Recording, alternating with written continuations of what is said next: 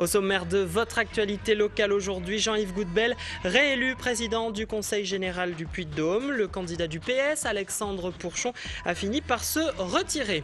Plusieurs établissements scolaires en grève dans l'agglomération clermontoise. Aujourd'hui, au cœur des mécontentements, les suppressions de postes. Enfin, le Stade clermontois, basket Auvergne, s'apprête à recevoir Dijon demain en Pro B. Nous reviendrons sur les enjeux de ce match. La fin d'un feuilleton qui dure depuis des mois au Conseil général du Puy-de-Dôme. Jean-Yves Goudbel a été réélu président à l'issue d'un vote houleux. Son adversaire, le socialiste Alexandre Pourchon, s'est avoué vaincu en retirant sa candidature au dernier tour de scrutin. On retrouve en direct du Conseil général Ariane Monfray. Ariane, bonsoir. Bonsoir Romain. Alors racontez-nous un peu ce vote pour le moins chaotique. Oui, donc vous venez de le dire, Jean-Yves Goudbel a été réélu président du Conseil général du Puy-de-Dôme cet après-midi par 46 voix contre 10 à Jean-Marc Boyer et 5 bulletins blancs. Et il a fallu 3 tours de scrutin pour parvenir à désigner le président du Conseil général. Les 2 premiers tours n'ont en effet pas permis de dégager de majorité absolue pour un candidat. Au départ, il y avait 4 noms, Jean-Yves Goudbel et Jean-Marc Boyer donc, mais aussi Alexandre Pourchon et Bernard Favoudon.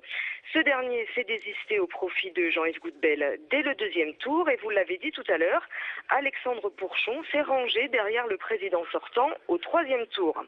Reste donc maintenant à déterminer le nombre de vice-présidents. Il y en avait 11 dans la mandature précédente et surtout les noms de ces vice-présidents, car on imagine bien que tous ces désistements ne se sont pas faits sans quelques contreparties. Ariane, merci beaucoup pour ces informations. Les images du vote et la réaction de Jean-Yves Goudbel, si tout se passe bien, à la fin de ce direct d'ici 3/4 d'heure. Élection bien moins houleuse ce matin au Conseil général de l'Allier. Le communiste Jean-Paul Dufrègne a été réélu président du département sans problème dès le premier tour de scrutin. Jean-Paul Dufrègne a totalisé 18 voix contre 17 pour André Bidault, le candidat présenté par la droite. L'Allier reste donc l'un des 2 seuls départements communistes de France. Mais Jean-Paul Dufrègne a choisi un socialiste comme premier vice-président en la personne de Bernard Pozzoli, conseiller général du canton de Montluçon-Ouest. Colère tous azimuts dans l'éducation nationale. Plusieurs établissements scolaires des quartiers nord de Clermont étaient en grève aujourd'hui.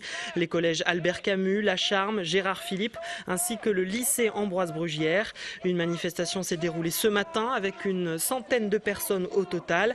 La plupart étaient des enseignants. Ils protestent contre les suppressions de postes annoncées à la rentrée prochaine. Certaines classes pourraient se retrouver avec 30 élèves. Le cortège ce matin est parti des quartiers nord pour rejoindre l'inspection académique et le rectorat en centre-ville. Également en grève aujourd'hui, les enseignants du lycée agricole de Marmillat à Landes. Ce matin, ils se sont rassemblés devant les locaux de Vétagrosup avant de se retrouver à l'intérieur pour une réunion.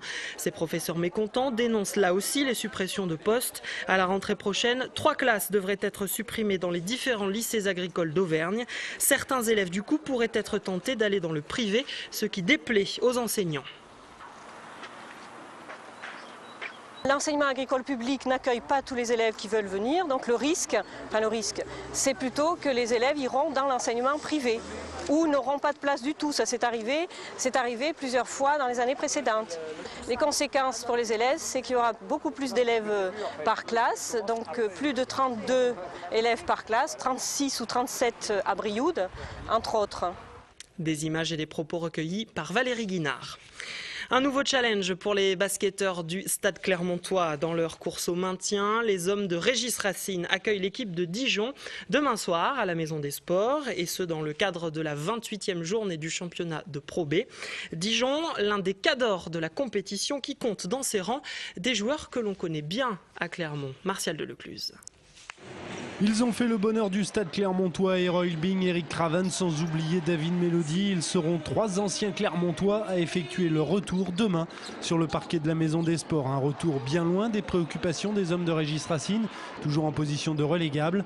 Mais de la performance des anciennes gloires clermontoises dépendra peut-être le sort de la rencontre. En fait, le fait de recevoir 3 anciens joueurs du Stade clermontois peut être tout bon ou tout mauvais. C'est-à-dire que soit ça les réveille et ça les transcende, ou alors ça peut aussi les toucher énormément, ou le coach adverse peut les recadrer et ça peut générer une sorte de frustration.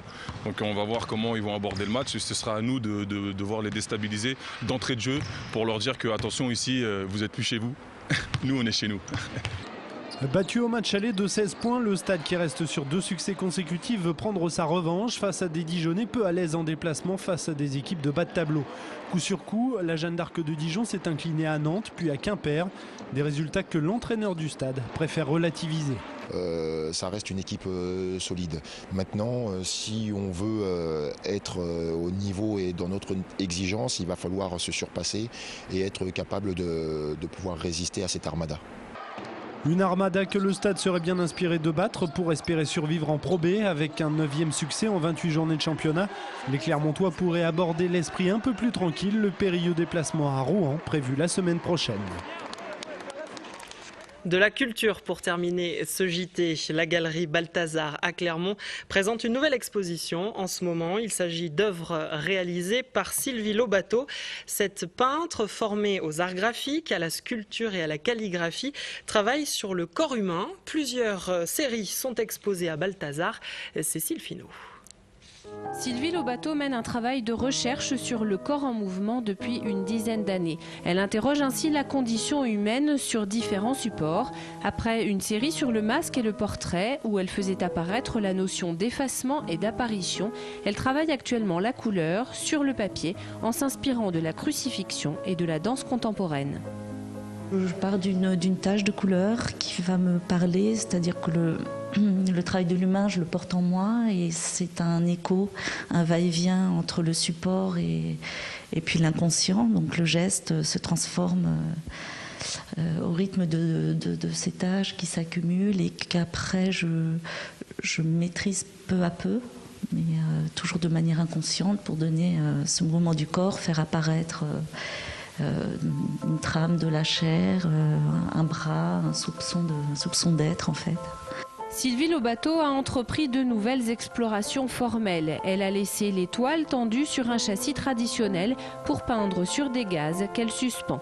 Je travaillais ces histoires singulières sur la toile et j'ai voulu les libérer comme des lambeaux de peau sur lesquels je retranscris d'autres histoires personnelles. Ces voiles comme ça qui sont comme des souffles aussi. Je les ai positionnés un peu comme des lambeaux de peau qu'on superpose, qu'on voit apparaître, qui évoluent avec le temps, avec le passage et le regard des gens. Les œuvres bougent, les ombres portées aussi. Sylvie Lobato continue de s'interroger tout à la fois sur l'envolée du corps et sur les traces qu'il renferme. Elle s'approche parfois de l'os, comme dans la série des Minotaures. En cherchant à voir ce qui se passe au fond de la cavité, elle tente ainsi de mettre à jour ce qui se cache au plus profond des êtres vivants. Cette exposition de Sylvie Lobato est visible jusqu'au 16 avril à la galerie Balthazar, rue Savaron, dans le centre historique de Clermont. Je vous rappelle cette information du jour. La réélection de Jean-Yves Goudbel à la présidence du Conseil général du Puy-de-Dôme. Le vote vient de se terminer. Le candidat PS Alexandre Pourchon a fini par se désister au 3e tour de scrutin. On en reparle à la toute fin de ce direct, juste après la rubrique Nature. Pour l'heure, place à la météo et à l'invité du jour. À tout de suite. Toute l'actu locale est aussi en ligne. Retrouvez votre JT sur clermontpremière.com.